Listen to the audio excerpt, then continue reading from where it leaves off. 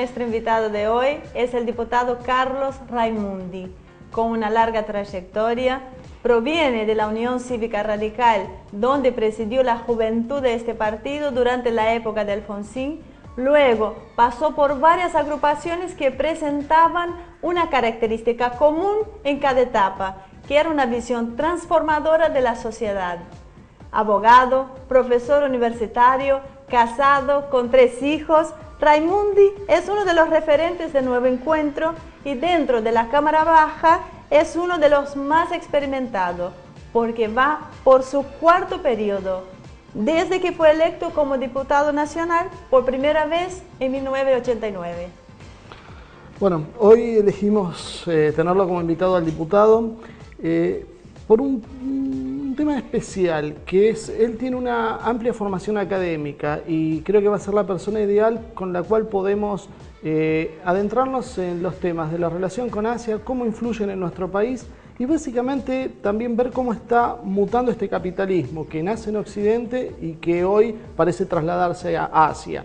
Ver si realmente seguimos hablando de lo mismo o es una versión nueva de lo que estamos viviendo.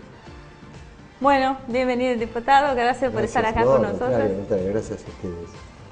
Bueno, un poco como decía al principio, el capitalismo nace en Occidente, nace en Inglaterra, es casi el sello de Occidente, pero hoy se ha desparramado por todo el mundo.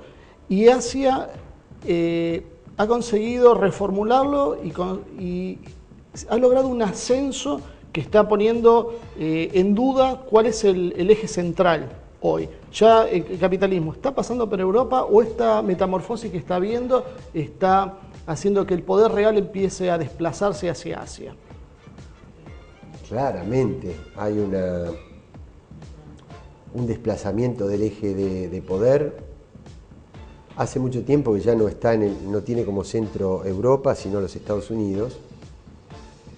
Y en los años 80, fines de los 70, 80, Japón tuvo un papel muy preponderante, pero a partir de una relación muy estrecha con los Estados Unidos, ¿no? Que surge de sus tratados de posguerra. Entonces entre Japón, Estados Unidos como el vértice y Europa eran el centro de gravedad del capitalismo y de todo el sistema occidental, por llamarlo de alguna manera.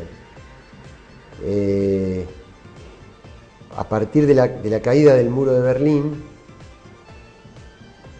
se intentó, digamos, desde el imperio, se intentó pasar de ese mundo bipolar a un mundo unipolar, ¿no? Donde toda la humanidad compartiera los valores de la libertad de mercado y la democracia política. Pero nos estábamos olvidando de una parte importantísima del planeta. El país más poblado, los 2 países más poblados, ¿no? Tanto China como India, y toda la influencia que tienen sobre el conjunto de Asia. Y la importancia estratégica, digamos, ¿no? Asia tiene una importancia enorme, una parte, digamos, por la capacidad que tiene de producir recursos estratégicos.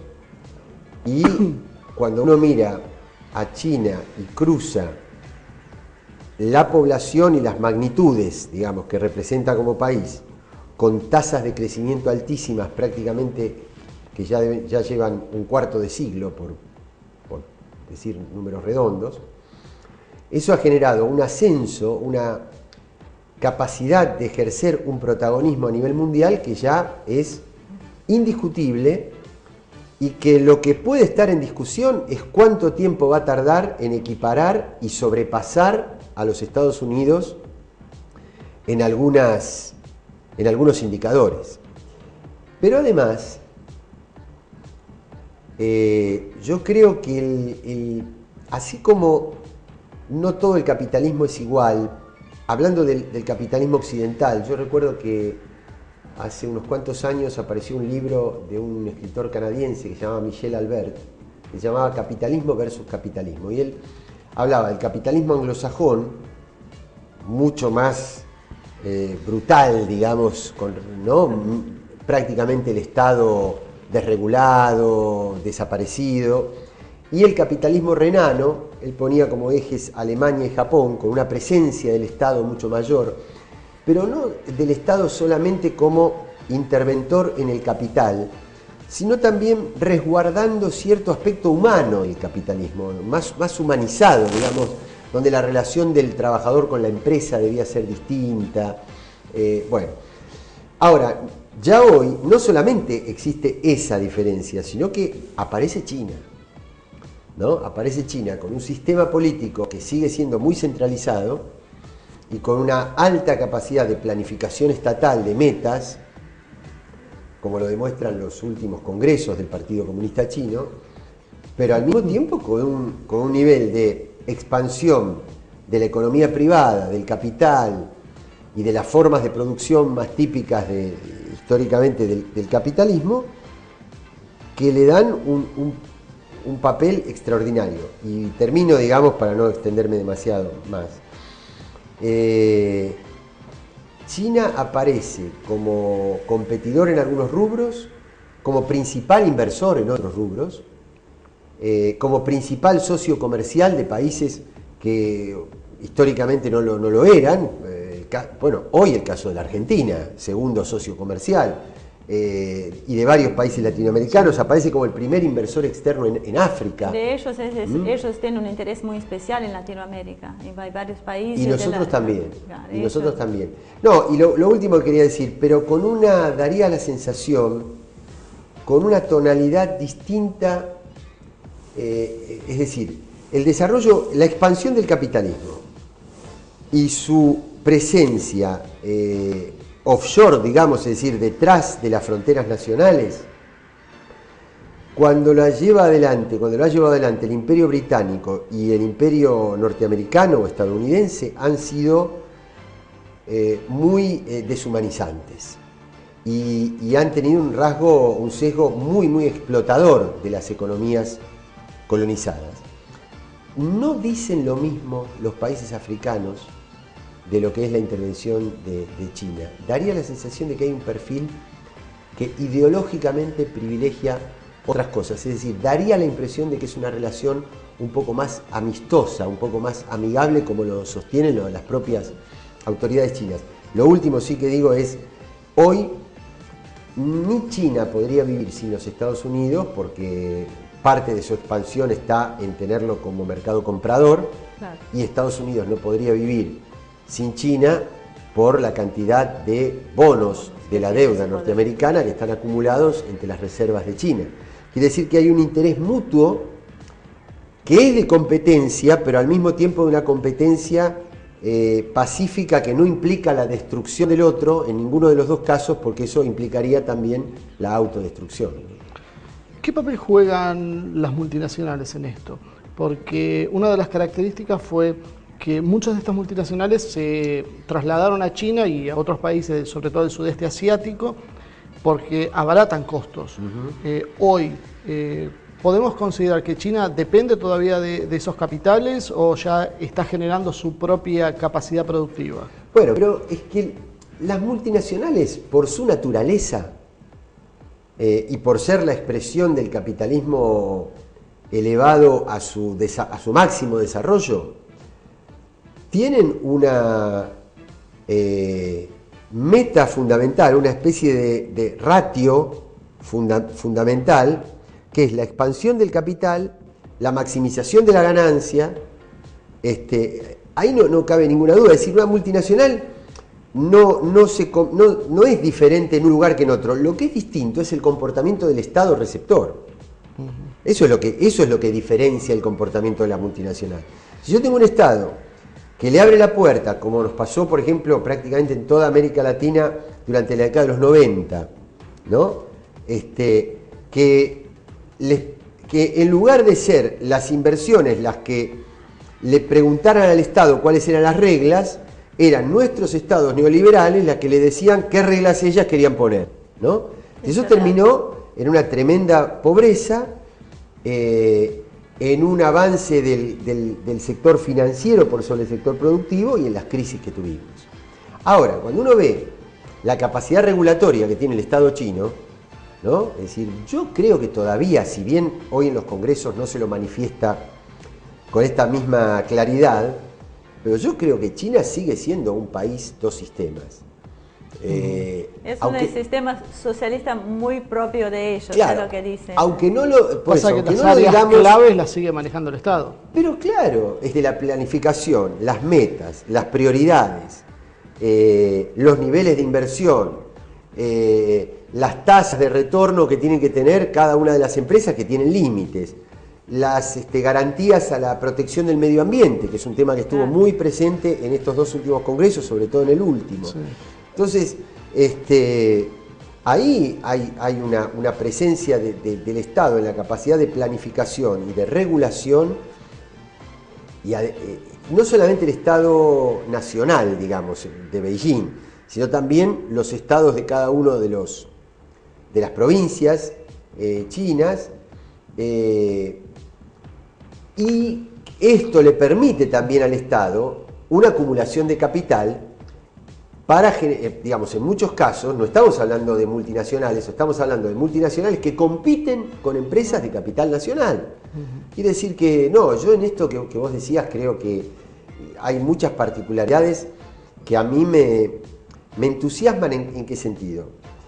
Que América Latina, yo soy latinoamericano, sudamericano y argentino, quiere decir que yo no quiero que la Argentina... A ver, voy a empezar por acá.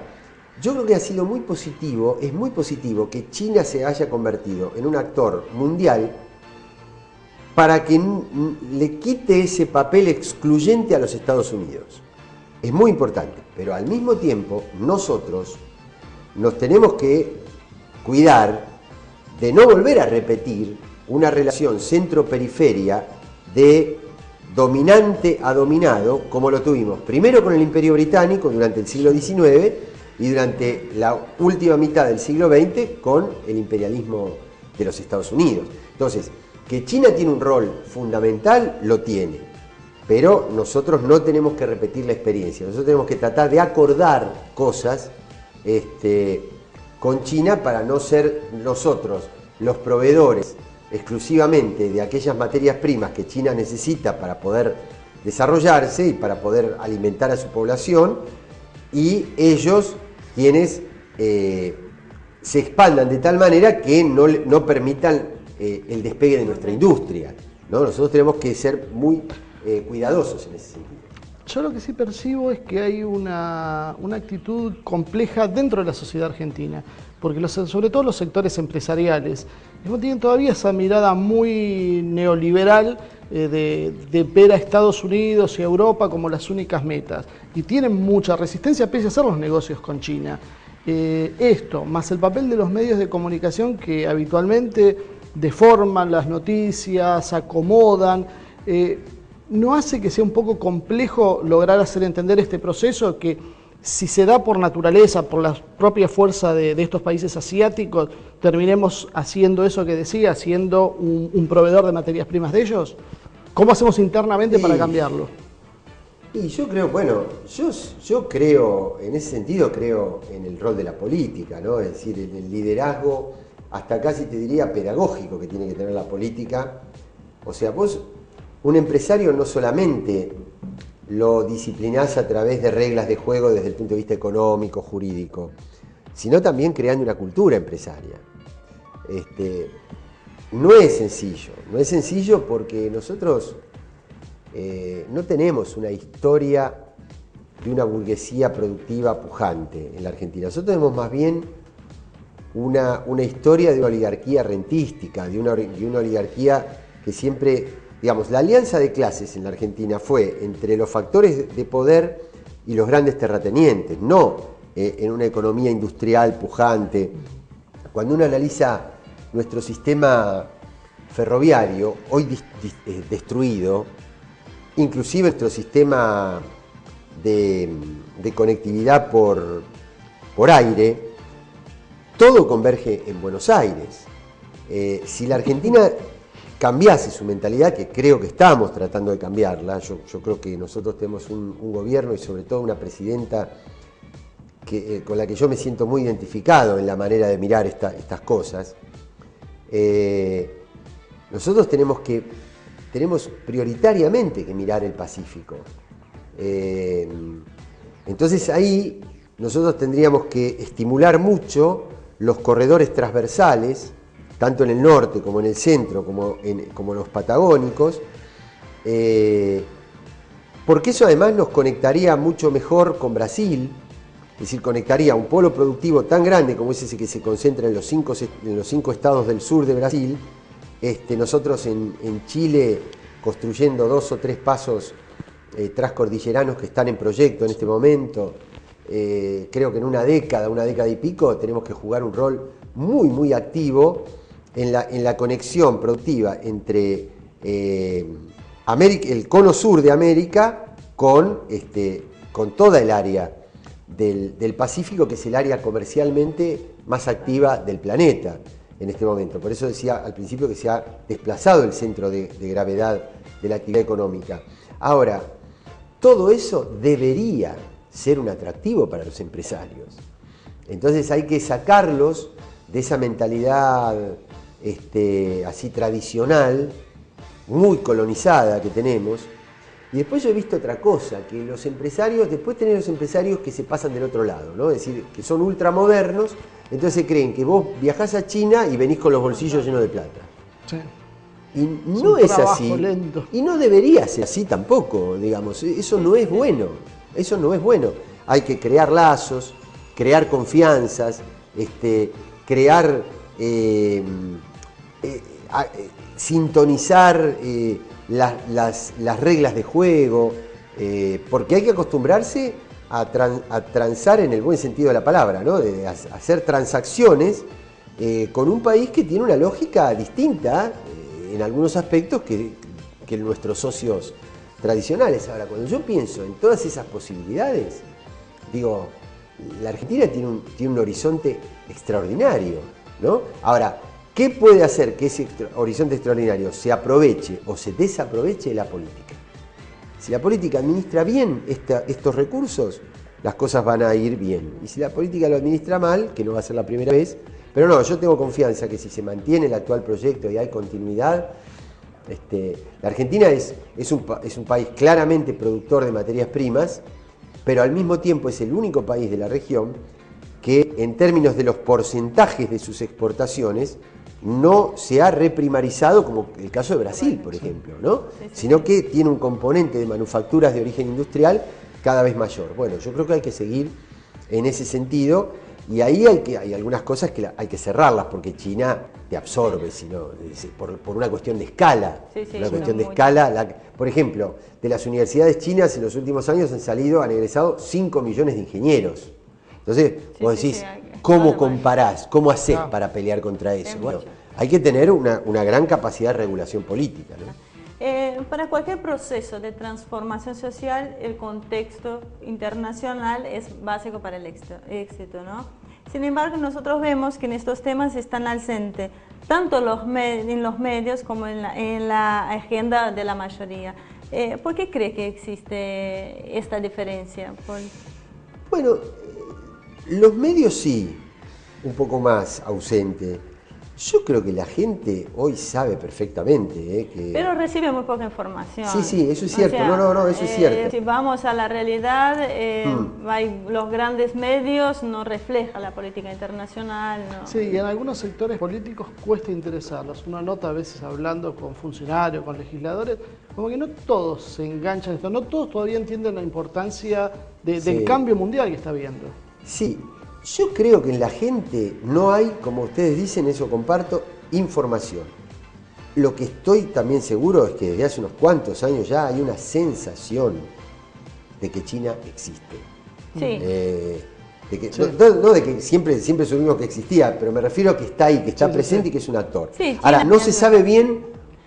Pero le da miedo a la gente, justamente al saber que existe, pero no obtener información sobre lo que está haciendo, siempre hay ese temor al desconocido. Y bueno, lo que pasa es que nosotros todavía nuestras grandes cadenas de medios todavía están mucho más vinculadas con los capitales tradicionales que con los nuevos capitales. No, yo me refiero más hay una élite, una élite, una franja, porque no lo quiero decir despectivamente, por al contrario, porque es positivo. Sí, hay una franja de profesionales, por ejemplo, si uno mira la matrícula de los institutos que enseñan la lengua china, sí, hay varias. ¿no? Del Instituto Confucio y sus relaciones con las universidades públicas nacionales, ha aumentado. Es cierto que todavía es pequeño. Es pequeño. Es decir, si uno, en términos relativos es pequeño, pero en términos absolutos ha aumentado en los últimos años de una manera... Es pequeño en esta franja no solo China, también están descubriendo el poder de la ASEAN, porque estamos hablando ahí también de 600 millones, bueno, ni hablar de la India, que es mucho, pero no Lo que pasa es que yo lo que veo es que hay un problema en que desde el punto de vista económico todo el mundo lo reconoce, pero hay como una asociación de democracia Estados Unidos, totalitarismo el resto del mundo. Y bueno, con lo que estamos viendo ahora con Snowden y antes con Evo estamos Morales. viendo que no es muy... Bueno, sí, el colonialismo norteamericano está vigente, lo vimos estos últimos días. Ahí hay una cuestión. Por ejemplo, hay, 3 puntos. Primero, Europa ha demostrado un nivel de servilismo tremendo, digamos, que lo ha convertido en el verdadero patio trasero actual. Sí. Ya no es América Latina, es Europa. Porque te fíjese una cosa, que los Estados Unidos los mandan a los 4 países, Francia, Portugal, España e Italia, a no admitir el paso del avión de Evo Morales, pero previamente a los que habían espiado era a ellos. A ellos. Bueno, Evo Morales dijo algo muy interesante, que fue eso, que hay que lograr la independencia de Latinoamérica, de Estados Unidos, pero también ayudar a salvar Europa, que justamente fue esta frase que me llamó la atención justamente por ese servilismo que usted mencionaba. Sí, no sé si lo vamos a... Yo me conformaría con la primera, el primero de los 2 objetivos. Los europeos ya han tenido la oportunidad de salvarse, porque también, digamos, es decir, a mí no me gusta que le recorten una conquista social a ninguna persona de Europa. Sí. Lo que sí puedo decir es que el estado de bienestar pudo llegar al nivel que llegó y de desarrollo en Europa en buena medida gracias a nuestra pobreza. Entonces, si se salva Europa, que se salve con los recursos del sistema financiero, que no se internacional, que no se vuelva a salvar con la expoliación de nuestras materias primas y de nuestros recursos naturales. Claro. Así que ahí hay un proceso de autonomía muy grande de América Latina. Bueno, hay que romper ese molde, porque además no es cierto, no es verdad. Yo tuve la verdad que tuve la suerte, tengo la suerte de conocer China, de conocer Japón y de conocer varios países asiáticos, Malasia, Singapur, Tailandia. Estuve en Hong Kong cuando todavía estaba en disputa, digamos, entre China y Gran Bretaña. La verdad que estuve en Vietnam, tuve la suerte de estar en Vietnam. Y la verdad que uno ve esos procesos y son apasionantes, extraordinarios. Y lo que hay que respetar, tanto ahí, nombro solamente otro tema, pero para destacar un concepto, lo mismo que en Medio Oriente y los países árabes y en los países del Islam, uno tiene que respetar. Uno lo que no puede hacer, que es lo que Estados Unidos quiere, es que ellos vivan como nosotros. Claro. Nosotros no tenemos por qué obligar a nadie a ser igual que nosotros. Yo me pregunto, si nosotros todavía no somos capaces de darle de comer a 40 millones de argentinos teniendo la producción de alimentos que tenemos. Sí. Y que van a ser para 600 millones en pocos años. ¿Cómo haríamos para darle de comer, como hace China, a casi 1.400 millones de habitantes? Son 40 argentinas, o 30 y pico de argentinas. Bueno, tienen una realidad política, una realidad social, una realidad cultural en la que yo no tengo por qué meterme. Y si me meto de alguna manera es a través del diálogo, a través de la comunicación, a través de estudiar su cultura, del intercambio de valores, Entonces, jamás de la imposición o de la negación. pero es un poco la historia. La historia europea siempre fue, bueno, la ha heredado Estados Unidos, de imponer sus valores coloniales. O sea, hoy le están diciendo cómo vivir a, ¿cuántos son? 2.000 millones casi de... Bueno, a eso me refería yo, que da la sensación, o sea, he hablado con muchas personas que tienen contacto con China y que tienen socios en Asia, y da la sensación de que esa expansión de capital muy grande no va acompañada de una imposición de valores culturales, como sí fue históricamente los Estados Unidos, ¿no? Así que yo la verdad que estoy contento que aparezca, que emerja Asia como un actor a nivel mundial, ¿no? Diputado, Sí. la verdad me pasa siempre algo así, siempre quedamos cortos con el tiempo. Siempre nos hay mucho que hablar, hay mucho que explicar. Es como hacer una especie de docencia, ¿no? Explicar. Y aparte, yo estoy convencida que al público le gusta saber lo que está pasando, entender un poco más. Totalmente. Y conocer la cultura de estos países, lo que va a llevar que tengamos una relación muchísimo mejor, sin duda. Hay una cosa que quería preguntarle antes de Me va a ir cerrar. de tiempo, después estamos No con la importa, pelea con Prometo el tiempo. que llegamos, dale. Hay una forma bancaria, una forma una metodología que están usando en algunos países islámicos, que es una banca halal, que básicamente no tiene intereses y el banco es como que se asocia en los negocios. No es el sistema bancario tradicional. Y ha demostrado ser bastante exitoso, firme, ha sobrellevado todos estos cimbronazos financieros mucho mejor que la banca tradicional. Y de hecho en algunos países europeos se está viendo. ¿Hay alguna posibilidad de que se implemente algún sistema así en nuestro medio? Mira, no sé si de manera inmediata, pero sí creo que tenemos que tender a eso. Pero esto daría para otro programa. ¿Por qué? Porque yo, que tengo formación marxista, digamos, estoy convencido que en este momento del mundo no se sale estrictamente en términos marxistas. Se sale a través, o por lo menos como transición, la manera de salir de un modo de acumulación que ya demostró que no es suficiente, que no es exitoso. Sí, sí, y escapa hacia adelante. Hay que salir a través de instituciones de la economía social, dentro de las cuales esta nueva filosofía bancaria y de los créditos, que se junta con fábricas recuperadas, comercio justo, una cantidad de instituciones muy participativas y con mucho sentido social, son los que nos van a poder sacar de la crisis que está en este momento el capitalismo mundial. Bueno, perfecto. Entonces lo vamos a comprometer para venir especialmente a hablar solamente sobre el tema de la banca halal o de los bancos en general. Así que... En realidad son muchísimos temas, que uno apenas puede hacer un vistazo de los principales puntos. Pero la idea quizás es mejor desarrollar un tema Sí, un poco cómo no, más y cómo todo. no. Así Temas que en bueno, profundidad. muchísimas gracias por No, haber al venido. contrario, gracias a ustedes. Bueno, hasta acá llegó el programa de hoy, realmente muy interesante, pero como siempre nos quedamos cortos con el tiempo, pero tenemos la promesa del diputado y volver en otro programa. Muchísimas gracias y los espero en 7 días con más una edición de Asia y Movimiento.